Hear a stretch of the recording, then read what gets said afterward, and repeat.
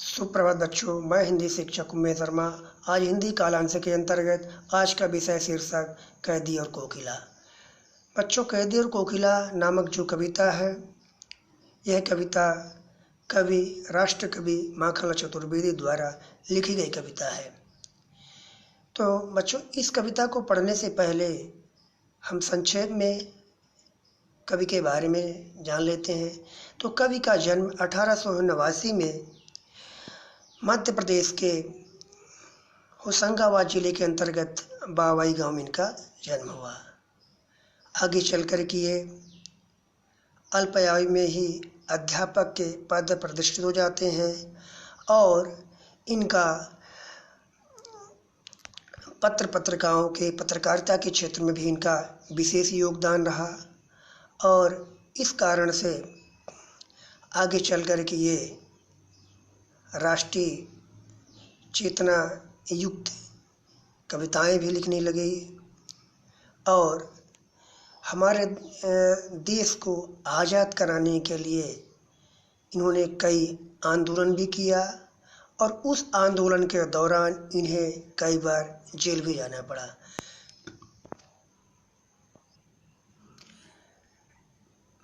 Jail या कारावास में पहुंचने पर उस दौरान अंग्रेज़ों द्वारा जो कैदियों को यातनाएं, भयंकर कष्ट दिए जाते थे, उन कष्टों का, उन यातनाओं का वर्णन कवि ने इस अपनी कविता कैदी और कोकिला के माध्यम से बताया है और साथ ही उन्होंने कोयल को संकेत के रूप में एक उदाहरण स्वरूप, एक आधार बना करके इस कविता की रचना की है। तो बच्चों, इस कविता का जो प्रसंग है उसमें यह है कि हमारे जो कवि हैं राष्ट्रकवि माखनलाल चतुर्वेदी कारावास में यानी जेल में कैद हैं और उस दौरान अर्धरात्रि को एक कोयल अचानक कूकने लगती है। तो उसकी कूकने की आवाज़, उसके बोलने की आवाज़, उसकी बोल को सुन करके कवि उसी दौरान कविता लिखते हैं और उसी को कहते हुए कि अर्धरात्रि कोयल तू क्यों कूक रही है, क्या कारण है। तो इस प्रकार से चलिए आगे अब पाठ की चलते बच्चों।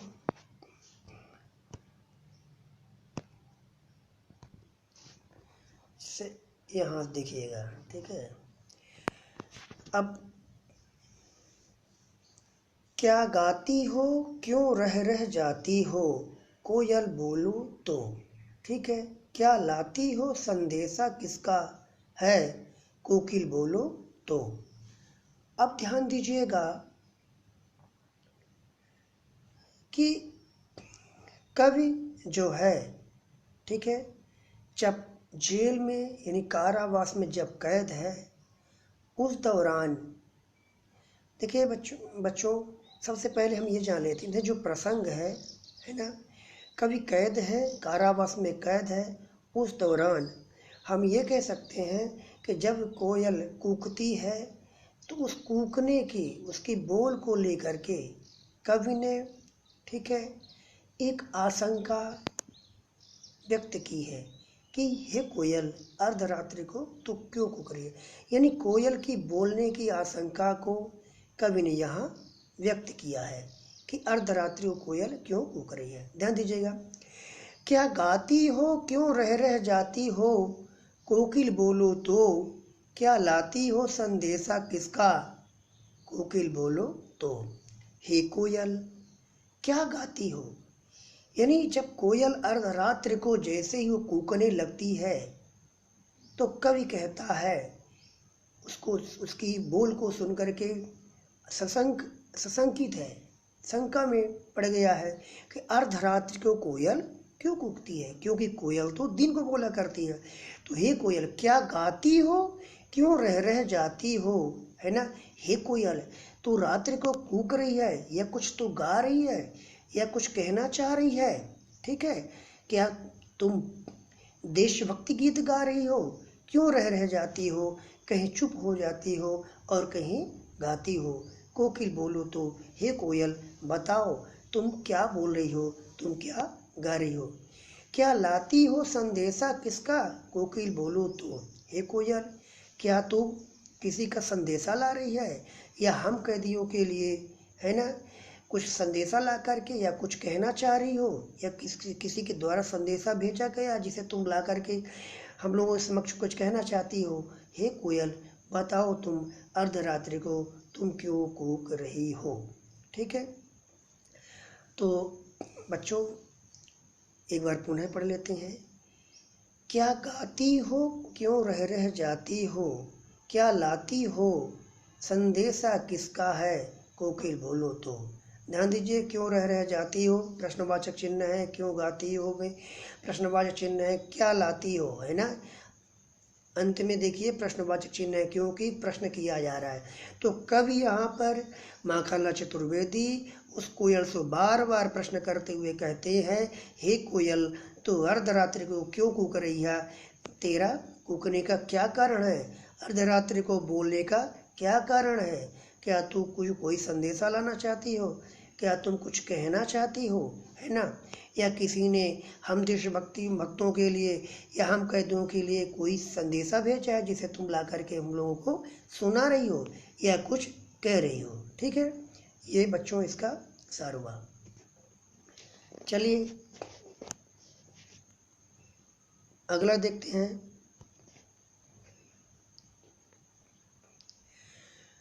ध्यान दीजिएगा। ऊंची काली दीवारों के घेरे में डाकू चोरों बटमारों के डेरों में जीने को देते नहीं पेट भर खाना, मरने भी देते नहीं तड़प कर रह जाना। जीवन पर अब दिन रात कड़ा पहरा है, शासन है या तम का प्रभाव गहरा है। हिम कर निराश कर चला रात भर भी काली, इस समय कालिमा मई जागी क्यों आली। चलिए ध्यान दीजिए, इसका जो प्रसंग है इसमें कवि ने, ठीक है, कारावास में कैदियों के बारे में बताते हुए कवि माखनलाल चतुर्वेदी ये कहना चाहते हैं, उन्होंने अपने दुख को, अपने वेदनाओं को व्यक्त किया है कि चोर डकैतों के बीच में उन्हें रहना पड़ रहा है ना। यह उनका स्थान नहीं है, यह चोरों और डकैतों बटमारों का स्थान है।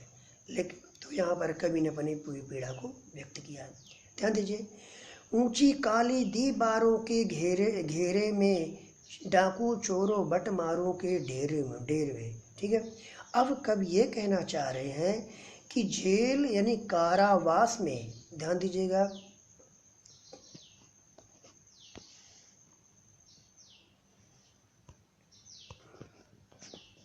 ध्यान दीजिएगा बच्चों, यहाँ पर ऊंची काली दीवारों के घेरे में, ठीक है। अब कवि ये कहते हैं कि जहाँ कवि कैद हैं उस जेल में, वहाँ ऊंची काली दीवारों के घेरे में, यानी जो दीवार है, जो कारावास की जो दीवार है वह बहुत ऊंची ऊंची है।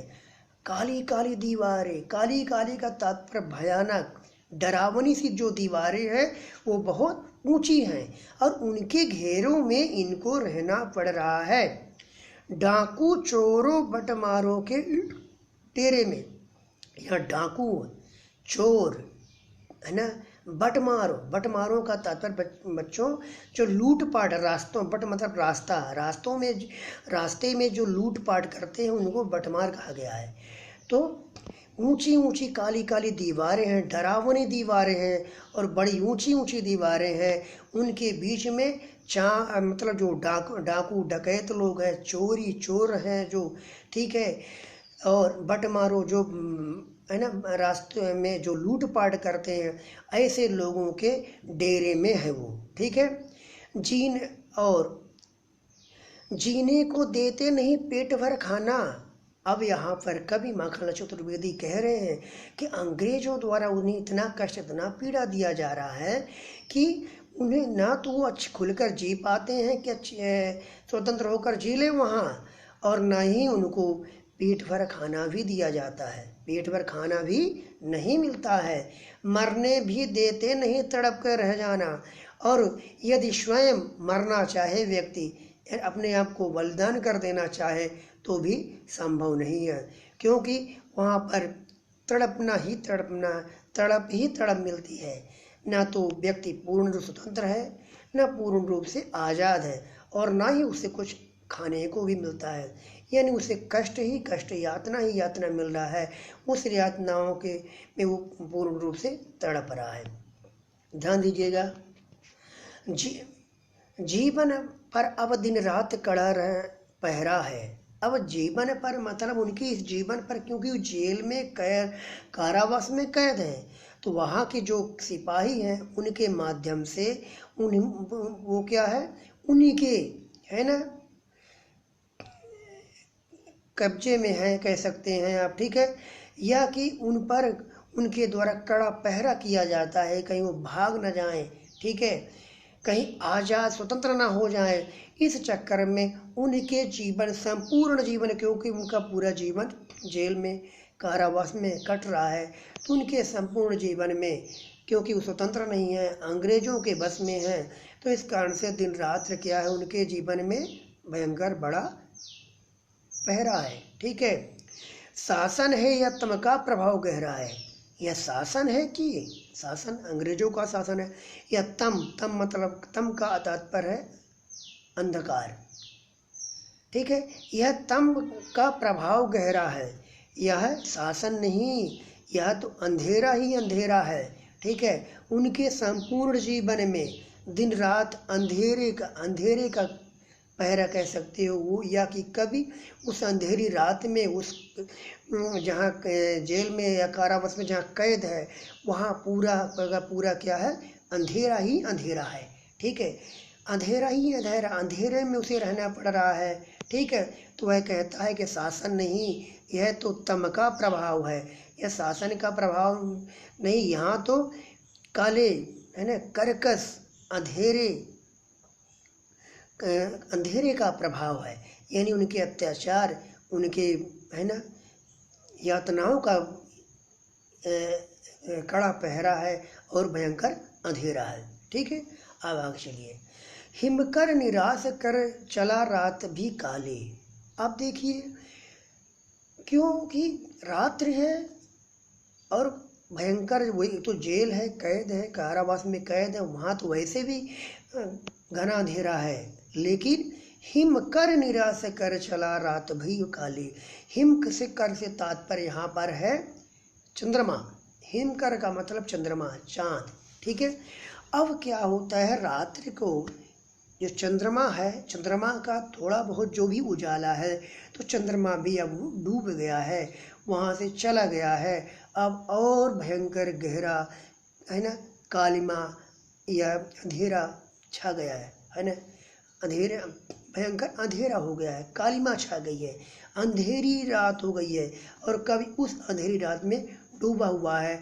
तो कहता है कि कुछ आधार था चांद का, कुछ आधार था चंद्रमा का, कुछ उजाला है ना, कुछ रोशनी मिल रही थी, अब वह भी हमको हमें दुखी और निराश करके चला गया, ठीक है। तो इस समय कालिमा मैं जागी क्यों आली है, इस समय कवि कहता है कि अर्ज इस अंधेरी रात में, कोयल से कहता है कि तू इस अंधेरी रात में अचानक क्यों जाग गई हे कोयल, तेरे तो सोने का समय है। कोयल तो दिन को चीखा करती है, रात को नहीं, तेरा तो सोने का समय है, तू इस कालिमामयी, इस अंधकार रूपी रात्र में तू अचानक क्यों जग गई हे कोयल, बताओ क्या कारण है तेरे जगने का, तेरे रात्रि के चीखने का क्या कारण है हे कोयल, मुझे बताओ। तो कभी यहाँ पर कब कोयल से प्रश्न करते हुए, ठीक है, और जब गदरों बटमारों चोर डकैतों के बीच में है, और अंग्रेजों द्वारा जो यातना, जो कष्ट दिया जा रहा है कि उनको न पूर्ण रूप से जीने को मिलता है, न उनको मरने की भी स्वतंत्रता है, तो कवि यहाँ पर अपने कष्टों को व्यक्त करते हुए कवि यहाँ बता रहा है। चलिए बच्चों आगे बढ़ते हैं।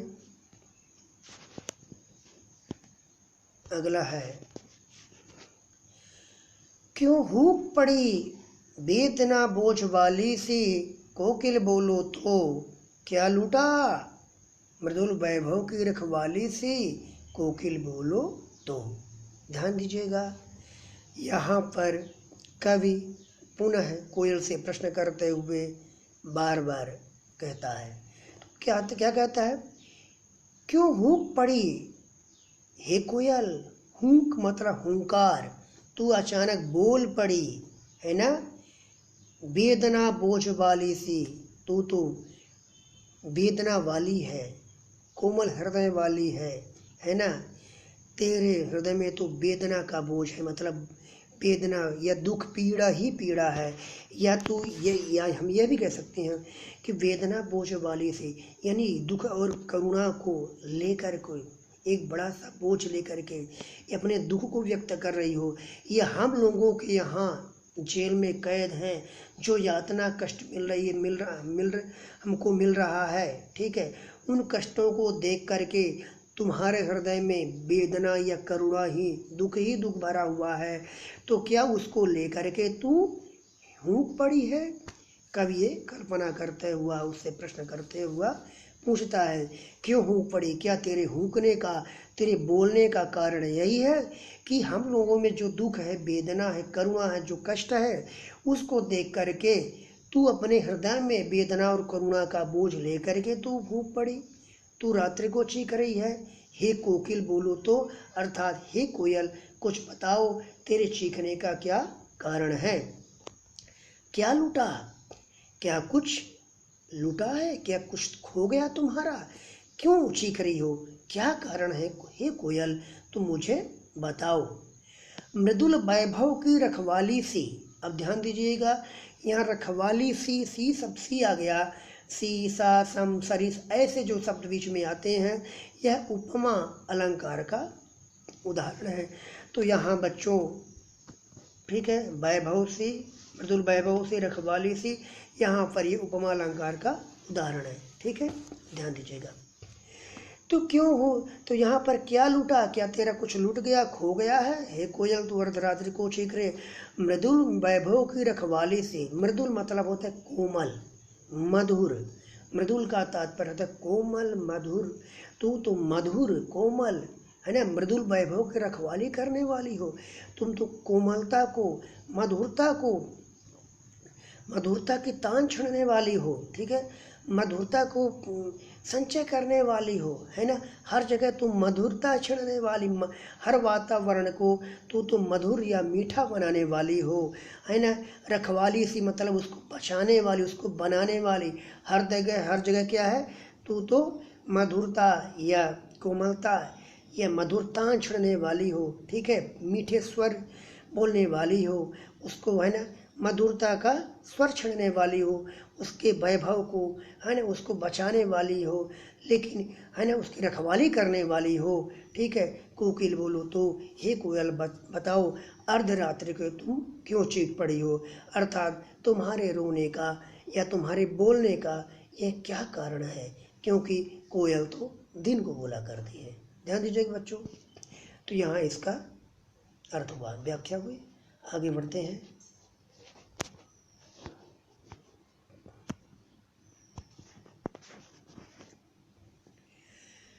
ध्यान दीजिएगा, अब कवि पुनः प्रश्न करते हुए कोयल से कहता है, क्या हुई बावली, ध्यान दीजिए बावली के आगे प्रश्नवाचक चिन्ह है, क्योंकि ये प्रश्नवाचक वाक्य है ना, प्रश्न किया जा रहा है।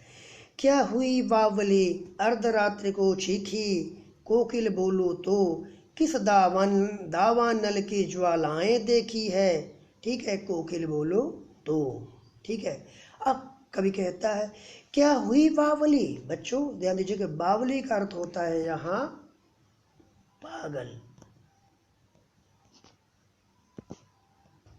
बावली का अर्थ होता है पागल, ध्यान दीजिएगा। तो यहाँ पर क्या है कि क्या हुई बावली, हे कोयल क्या तू पागल हो गई है, कोयल तो दिन को बोला करती है, और तू अर्धरात्रि को, वो भी काली रात्रि में, अंधेरी रात में तू चीख रही है, बोल रही है। तो हे कोयल, क्या तू पागल हो गई है? अर्धरात्रि को चीखी और तू अर्धरात्रि को चीख रही है, बोल रही है। तो हे कोयल, क्या तुम बावली हो गई हो? क्या तुम पागल हो गई हो? कोकिल बोलो तो हे कोयल, तुम मुझे बताओ तुम्हारे बोलने का क्या कारण है। ठीक है, ध्यान दीजिएगा आगे क्या है। किस दावानल की ज्वालाएं दिखी। दावानल मतलब बच्चों होता है जंगल में लगी हुई आग। दावानल का अर्थ होता है जंगल में लगी हुई आग। ध्यान दीजिएगा, एक होती जठराग्नि, पेट में लगी हुई आग को बोलते हैं जठराग्नि। जब किसी को भयंकर भूख लगती है तो उसको, है ना, उसको बोलते हैं पेट में आग लगी, अर्थात उसको बोलते हैं जठराग्नि। तो पेट में लगी हुई आग को यह क्या बोलते हैं? जठराग्नि। और जंगल में लगी हुई आग को दावानल। और बच्चों पानी समुद्र में लगी हुई आग को बोलते हैं बड़वाग्नि। बड़वाग्नि, ठीक है ना, ध्यान से दीजिएगा। बड़वाग्नि, दावाग्नि या दावानल और जठराग्नि। तो यहाँ दावानल से तात्पर्य है जंगल में लगी आग। तो किस दावानल की ज्वालाएं दिखी हे कोयल, क्या तुमने वन में, जंगल में कहीं तुमने आग की लपटें देखी है? ठीक है, या कहीं आग लगी हुई जिसे तुम देख करके इतना चीख रही हो, है ना? हे कोयल बताओ, है ना, क्या ज्वालाएं दिखी? क्या तुम उस आग की लपटें देखी हुई है? क्या कहीं जंगल में आग लगी हुई है और तुम उसकी लपटें को देखी है कि डर गई है, और इस डर के कारण तू बोल रही है? कोकिल बोलो तो हे कोयल, बताओ तुम्हारे बोलने का क्या कारण है। ठीक है, तो बच्चों यहाँ पर कवि क्या करता है? बार बार प्रश्न करता है। ध्यान दीजिएगा बच्चों, आज यहीं तक, और इसके उपरांत कल जो होगा तो आगे के जो काव्य खंड, जो आगे की जो कविताएं हैं उनको कल पढ़ेंगे। हाँ बच्चों, ये ध्यान दीजिएगा, ये जो वीडियो आप देख रहे हैं, इस वीडियो में हमने भावार्थ सहित, ठीक है, बनाया है। ठीक है, हमने स्वयं आपको समझा भी दिया, इस कविता की व्याख्या को हमने व्यक्त किया, आपको बताया। ठीक है, उसमें समझ में जो आया है अच्छा है, नहीं आया है इसलिए हमने यहाँ भावार्थ भी दे दिया है, ताकि कुछ आपने समझा और कुछ इसमें ध्यान देंगे, पढ़ेंगे तो कुछ समझ में आ जाएगा। यदि नहीं आता है तो आप हमसे संपर्क करें, पूछें, प्रश्न करें। ठीक है, धन्यवाद बच्चों।